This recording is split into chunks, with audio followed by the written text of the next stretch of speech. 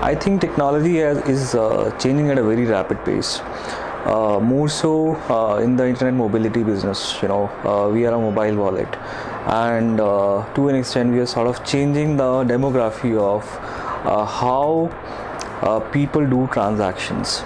To make that shift internally within the organization, you also have to bring in a lot of changes in the technology that you use.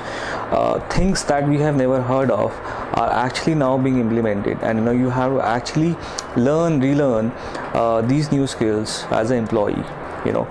Being a HR professional, it's important that we keep up with the pace, with the change and the shift in technology, and accordingly shape up and prepare the interventions and programs for our workforce.